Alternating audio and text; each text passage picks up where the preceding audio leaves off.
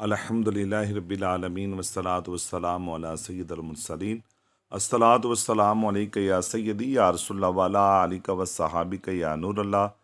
सरकार गौसे पाक रदी अल्लाह ताला अन्हो की वलादत यकम रमज़ान को हुई और पहले दिन का ही रोज़ा रखा और पीरान पीर रोशन ज़मीर शबाज़ लामकानी कुतुब रबानी शेख अब्दुल कादिर जलानी सरकार गौसे पाक रदी अल्लाह ताला अन्हो जब पहले दिन आप कुरान पाक की तालीम हासिल करने के लिए मदरसे में तशरीफ़ लेकर गए तो आपने अपने कारी साहब को 18 पारे ज़बानी सुना दिए।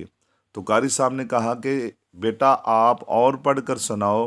तो आपने आगे से फरमाया कि मेरी वालदा को 18 सिपारे कुरान के हिफ़्ज़ दे, और मेरी वालदा जब पढ़ती थी तो मैं अपनी वालदा के शिकम में ही यानी कि पेट में ही मैं कुरान पाक को सुन सुन कर मैंने 18 सिपारे याद कर लिए।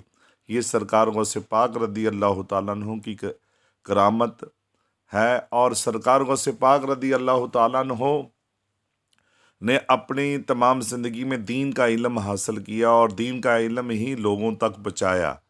आपका बड़ा मशहूर व मारूफ वाक़या मिलता है कि जब आप दीन की खिदमत कर रहे थे और दीन का पैगाम आगे पहुँचा रहे थे तो आप अपने चंद मुरीदैन को साथ लेकर इराक़ के एक कुर्दिस्तानी इलाके में तशरीफ़ लेकर गए।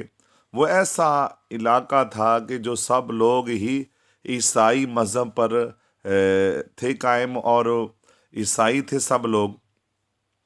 तो सरकार गौसे पाक रदी अल्लाह ताला अन्हु ने वहाँ जाकर तौहीद का पैगाम दिया, यानी कि रब का पैगाम दिया, रिसालत का पैगाम दिया। तो उनका बहुत बड़ा पादरी आपके सामने आया और कहने लगा कि आप मुझे ये बताएं कि आप आलम दीन हैं। आपने फरमाया अल्हम्दुलिल्लाह मैं आलम दीन हूँ। तो उसने पादरी ने कहा कि आपका नाम? आपने फरमाया अब्दुल कादर। फरमाया कि मेरा नाम अब्दुल कादर है। तो उस पादरी ने आगे से कहा कि आपके नबी हज़रत मोहम्मद सल्लल्लाहु ताला अलैहि वसल्लम का ये फरमाने अली शान है कि उलमा उम्मती का अम्बिया बनी इसराइल, कि मेरी उम्मत के उलमा बनी इसराइल के अम्बिया की तरह होंगे। तो हमारे नबी हज़रत ईसा अलैहिस्सलाम बनी इसराइल में से थे। आप तो मुर्दे को ज़िंदा करते थे और मुर्दों को ज़िंदा करने के बेशुमार आपके मौजज़ात मिलते हैं। हम इस हदीस को तब मानेंगे कि आप भी मुर्दे को ज़िंदा करके दिखाएं। तो कुर्बान जाऊं सरकार गौसे पाक रदी अल्लाह ताला अन्हु की शान पर कि आपने फरमाया चले ठीक है मैं आपको मुर्दा ज़िंदा करके दिखाता हूँ। करीब ही कब्रस्तान था, पादरी वहाँ ले गया और पादरी के लोग भी सारे उसके साथ थे। इधर सरकार गौसे पाक के मुरीद भी आपके साथ थे। वो पुराने से कब्रस्तान में जब पहुँचे तो कुर्बान जाऊँ सरकार गौसे पाक रदी अल्लाह ताला अन्हु की शान पर आपने फरमाया किस मुर्दे को ज़िंदा देखना चाहते हो? तो उस पादरी ने कहा, पुरानी सी कब्र की तरफ इशारा करके कहा कि इस मुर्दे को ज़िंदा देखना चाहते हैं। तो सरकार गौसे पाक रदी अल्लाह ताला अन्हु उस कब्र के पास गए तशरीफ़ लेकर और आपने उस कब्र को ठोकर मारते हुए, पाँव से ठोकर मारते हुए फरमाया कुम बिइज़्निल्लाह, अल्लाह के हुक्म से उठ। तो वो कब्र फ़ौरन शक हुई, यानी कब्र खुल गई तो वो मुर्दा अंदर से बाहर खड़ा हो गया। तो उस मुर्दे ने खड़े होते ही कहा क्या क़यामत आ गई? तो सरकार गौसे पाक रदी अल्लाह ताला अन्हु ने फरमाया क़यामत नहीं आई, ये हमारे नबी हज़रत मोहम्मद मुस्तफ़ा सल्लल्लाहु अलैहि वसल्लम की हदीस है जो उसकी सदाकत दिखानी थी, उसकी सच्चाई दिखानी थी। क्योंकि हमारे नबी का फरमान है कि मेरी उम्मत के उलमा बनी इसराइल के अम्बिया की तरह होंगे। तो ये इस हदीस के मुतल्लिक बताना था। और फिर सरकार गौसे पाक ने फरमाया ए बंदे तुझे कब और किस ज़माने में यहाँ दफन किया गया था?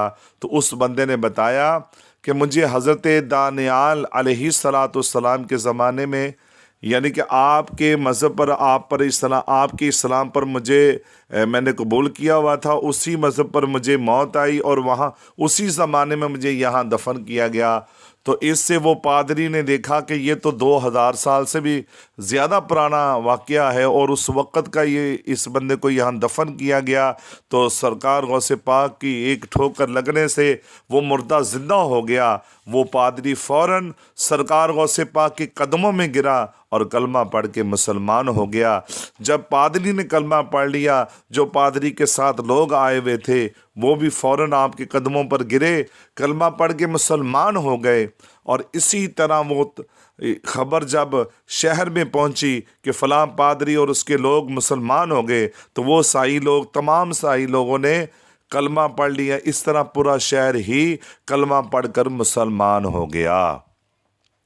اور نگاہ ولی میں وہ تصویر دیکھی، نگاہ ولی میں وہ تصویر دیکھی، بدلتی ہزاروں کی تقدیر دیکھی۔ عزیز دوستو، سرکار غوث پاک رضی اللہ تعالیٰ عنہ کی محبت اور عقیدت دیکھیں کہ آپ سرکار غوث پاک رضی اللہ تعالیٰ عنہ نے فرمایا، میں اس وقت تک جنت میں داخل نہیں ہوں گا جب تک میرے مریض جنت میں داخل نہ ہو جائیں۔